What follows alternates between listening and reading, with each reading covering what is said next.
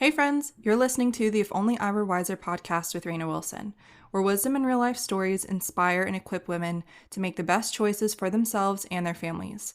In a world where it's easy to always feel like you're falling short, whether your health journey looks different than others or you're juggling a million things, this space is for you. This show is so much more than just wellness information. We're not here to add to the noise. Instead, we're here to equip you with wisdom in the areas you wish you were wiser, so you can find hope and joy as you navigate your unique healing journey. So grab a cup of coffee or turn up the volume over the sound of dishes and kiddos. Let's talk about what it really looks like to care for yourself and for the ones you love with grace, intention, and faith.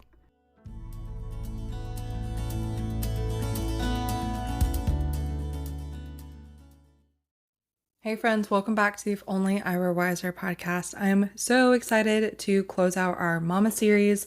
This has been such a sweet and intentional and reflective kind of practice for me to just think through the different components of this pregnancy and birth and postpartum and kind of evaluating our expectations going into this new baby and this new life. So I loved getting to dive into some of the practicals and specifics on our pregnancy birth episode. I will link that below if you haven't heard that before. But it was just super helpful for me to hear some of the specific things that other mothers were loving, things that they incorporated into their story to prepare for VBAC in particular. So I hope that was a blessing to you as well. And the reason why I wanted to go into this conversation specifically on some of the postpartum things was because, similar to the pregnancy episode, some of these things aren't said out loud, or I feel like they're not given the adequate space that they deserve. So I also totally want to acknowledge that every postpartum story is different, just like every baby is different. But every woman deserves rest, support, and healing. So kind of to kick us off, as I contrast my last postpartum experience, I wanted to share a little bit more about my intentions for this one. And I wanted to start with a quote that a friend gave me recently that I have been clinging to with my whole heart, just because it's been incredibly calming and just has helped me root back into a place of peace instead of a place of fear. And she had told me, just because this was your previous experience last time doesn't mean that it has to be your experience this time. So going in with the expectations to be fully nourished, fully present, we're doing so many things differently this time.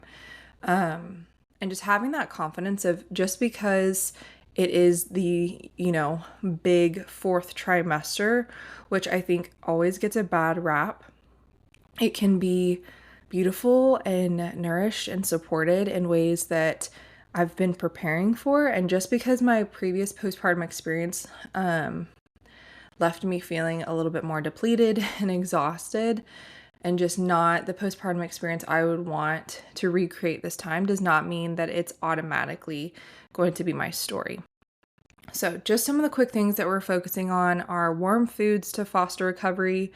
I don't remember doing like salads and smoothies, but I think fast foods, not even just like processed fast foods, but like fast foods like smoothies and sandwiches were some of the more like prevalent parts of my nutrition postpartum, just because I was trying to adjust to having a baby and then Joseph being gone, and learning how to do this by myself kind of thing. So that's I think, dramatic difference is the way that we're approaching nutrition.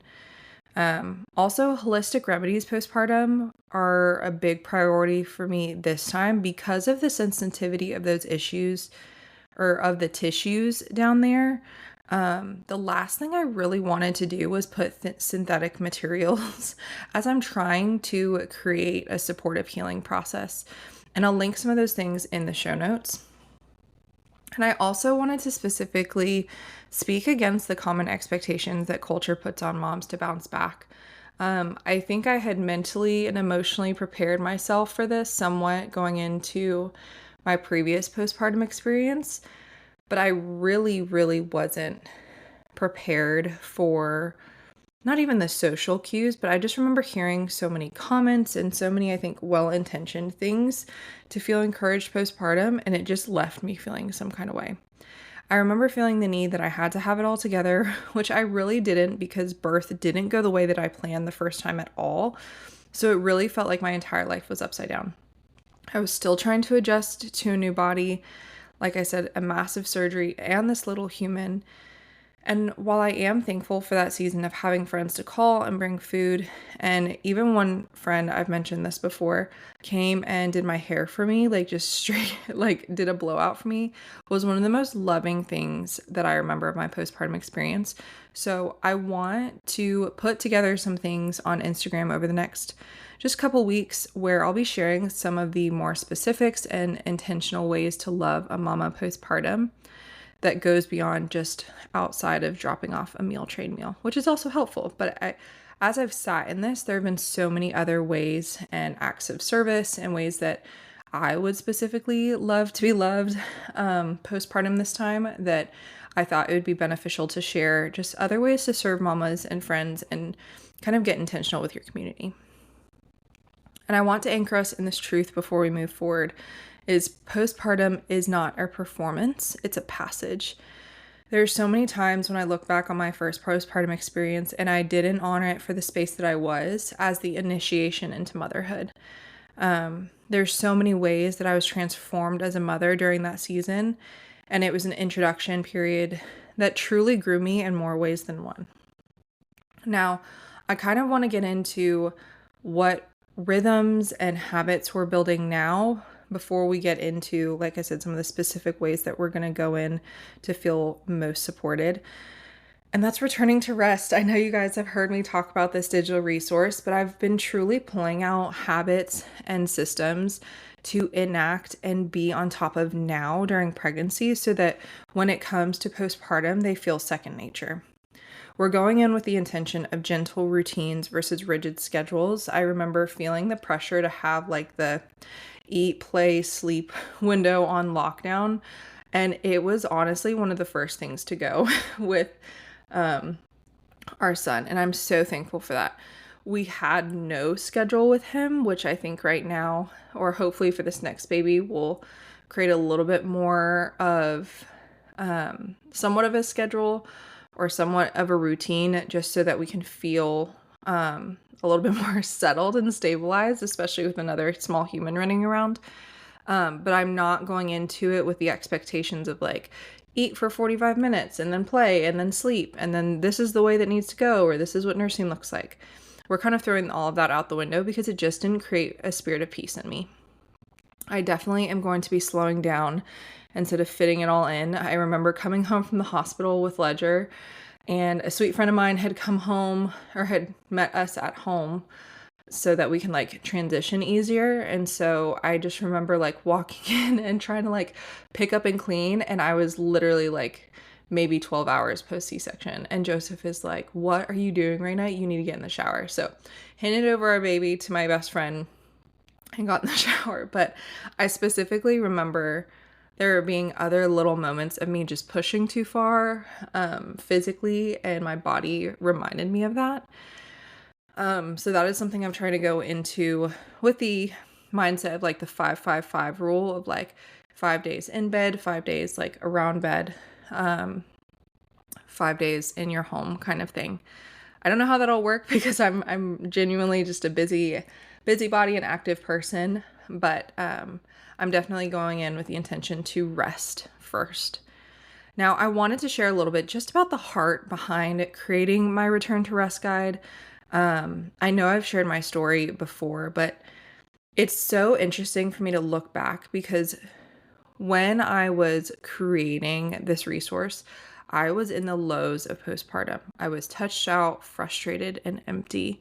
And so everything that I included in this resource, from meal planning, fitness accountability when I felt ready, and other areas of focused restoration like spiritual healing, what was I looking at my social circles, boundaries, and mentally and emotionally finding ways to find peace, was birthed out of the season where I was quite literally had just given birth and I didn't know what it looked like to find safety and restoration and peace back in my body because I now had this new little heart living outside of my body. So Return to rest has truly just shaped my experience in the creation process of it, but since then, giving me the tools, even now as I prepare for a new postpartum period, to serve me in a way that brought both everything I've learned in holistic health, but also provided a tangible strategy for choosing peace in the little pockets of time that I had.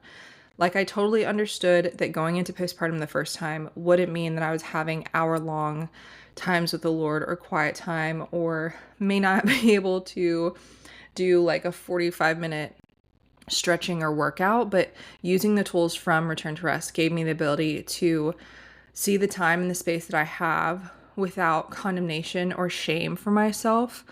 And it still has given me back the vitality that I needed in that first place.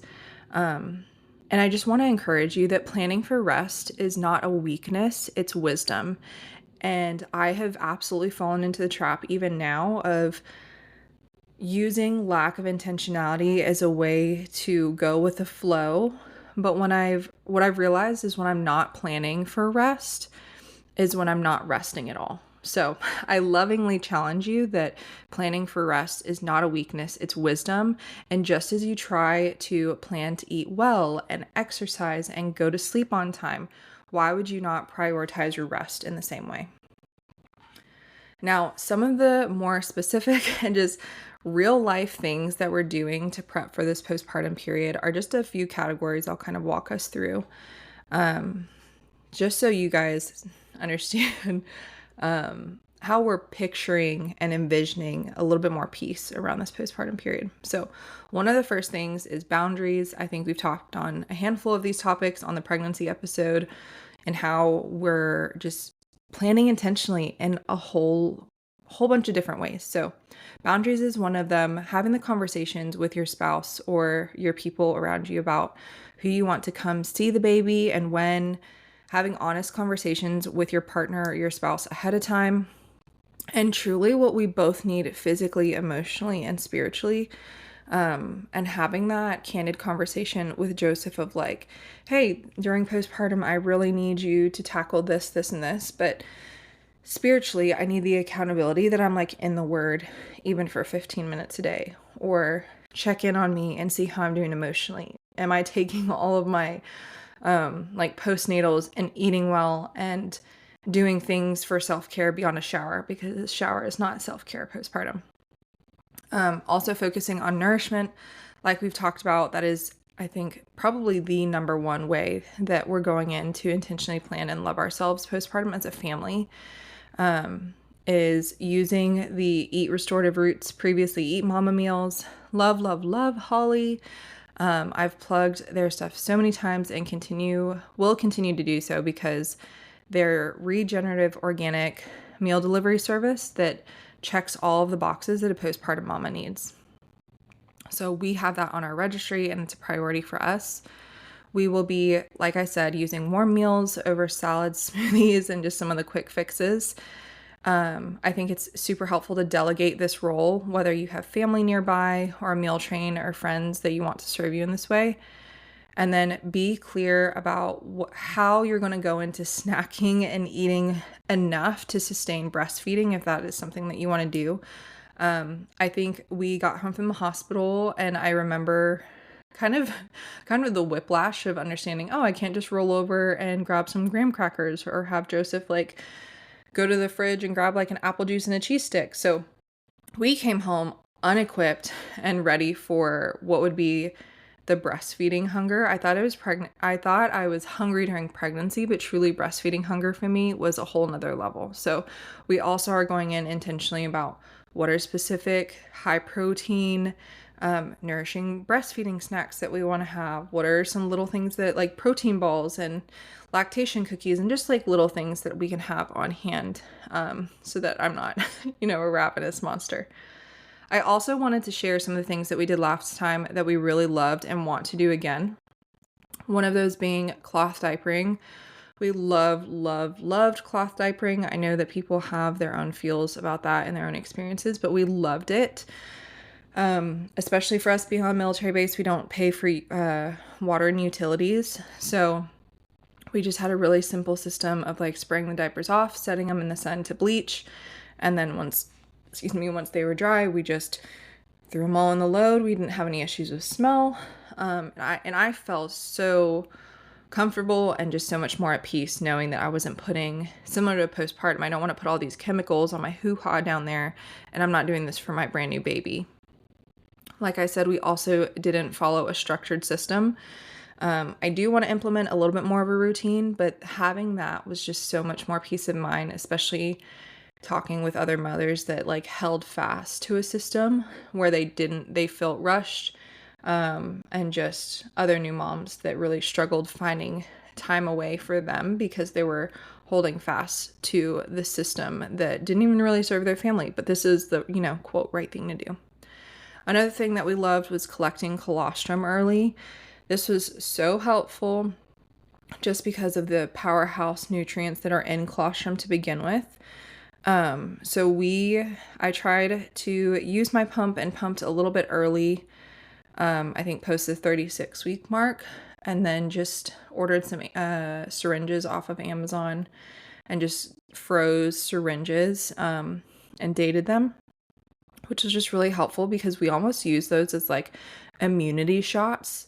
As he got a little bit older, going through the first like sickness and everything, we just gave him like a shot of colostrum, and literally within 24 hours, any kind of congestion, tummy troubles, whatever, just like nipped it in the bud because of the amazing nutrients that are in colostrum to support a newborn baby and to support a baby's immune system coming out of the womb. And it sounds silly. One of the little things we also loved was the baby nail trimmer. Kind of like the little Dremel tool for pets. I hadn't even seen one until a friend had recommended them our first time around. So that was actually really helpful because it was so stressful for me to think about cutting these little nails. And I didn't want to do that incorrectly or hurt him. So that was super helpful the first time around. I also want to just mention a handful of the little things that we are personally using right now, and like I said, are prioritizing to make a big difference this next time around.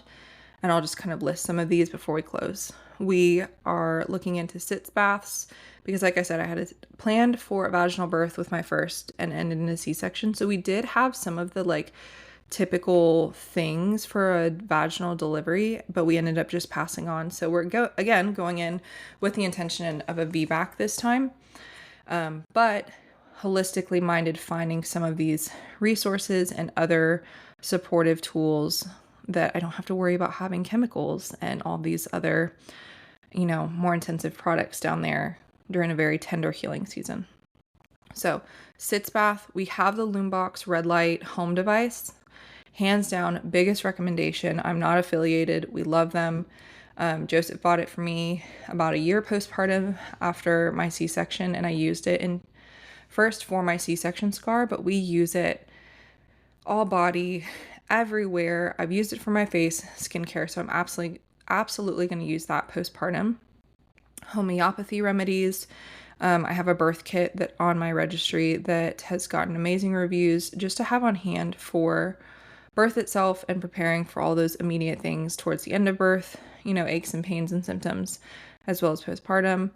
We also have birth tinctures that we've looked into that are going to use, especially for postpartum recovery. We're going to set aside like a numbers list for support, just like friends that we can call, be like, hey, like I need help now, and can, relatively respond.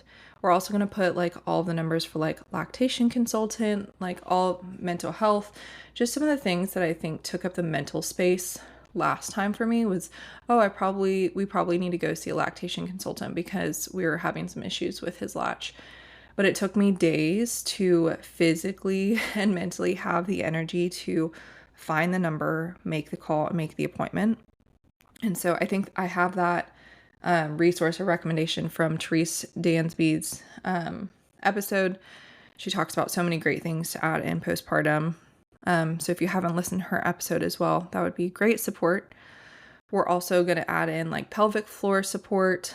Currently seeing a pelvic floor therapist, so I'll definitely continue to see her postpartum. Warm meals. I'm releasing the guilt for accepting help. I'm selfishly, but not selfishly this time. It's like, oh, absolutely. You want to come over to fold my laundry? Great. There is no shame here. Here's all my undies. You want to take my son to go to the park so I can take a nap or take a shower? Yes. Yes, please. I also talked about this on the last episode, but paying for support when needed. That's a huge component to our financial stewardship, preparing for this birth, is setting aside money for the postpartum care, like therapy, body work, chiropractic support for both baby and me, and even childcare, and setting aside time to still love on Ledger with this new baby and having the finances to be able to set aside childcare for him if we need to just have some time away, just Joseph and I, but also ways to like make him feel loved and supported, and still very special as we bring this new baby home. Now, I want to remind you that you don't need everything. I know this is a pretty just robust list, just listing off some of the things that we're prioritizing, but you don't need everything. That is one thing that I've learned going into this pregnancy and birth, is how much we truly try to overconsume. And we're a pretty minimalist family. Overconsumption of knowledge and how-tos and all the right baby things the first time around. And now it's like, great, I know what I need. I know what I want to prioritize, and I know what I need help in. And these are the areas we're asking for help. So you don't need everything. And it's the small, consistent things that will make your care so much better. Now, as we close, I want to speak directly to the mama who's listening and who is exhausted, and you maybe have multiple children and you're unsure of how to prepare. I want to offer the hope that you are not meant to do this alone, and your body is worthy of the care that you need. I so can understand the trepidation and anxiety that almost comes up with facing birth in general, but also facing a postpartum period when things did not probably go as planned with your previous birth and postpartum experience. I get it. I've been there. I'm still processing all of those feelings and symptoms, both emotionally and physically, that have come up in my body preparing for this birth. And you are not meant to do it alone. Asking for help and finding your community are going to be some of the best ways that you can feel loved, and being honest with yourself about what support looks like. And it may change, and being honest with yourself that support may look like meals one week and then having a friend come over so you can cry, or taking your older children, or setting up a mental health appointment. But you are not alone. You are so, so worthy of the care that you need. And there are so many ways that you can honor your body and your family by simply providing clarity in the things where you can feel most loved. I totally want to invite you to check out Return to Rest. I know that I've shared about it before, but it was not only birthed from this particular tender season, but it was birthed in this place that I know what you need, and I know that you know what you need. But you have to have the accountability and take the first steps to get there. So I'll also link our registry if you guys want some ideas of just like what it looks like for us to pursue this pregnancy, birth, and postpartum holistically. I know I love looking at other people's registries just to see what their ideas are, what are good easy product swaps, or if you honestly want to feel led to contribute and see what we're choosing this time around. We'd feel so, so loved and supported. So I'm so thankful for y'all's engagement on this mini series. It's brought a lot of life and vitality and just sharing this like intimate season of our life.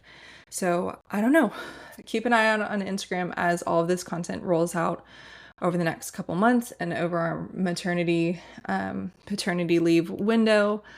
And let us know your feedback. Let me know what your thoughts are. Let me know if you want Joseph to come in and share his perspective on this. I know we'll probably share our birth story once the baby is here and how we've processed all of that. But I'm so thankful for your love and support. And please connect on the website, Instagram, on the podcast if you guys have any thoughts or things you want to share. And we'll see you guys on the next episode.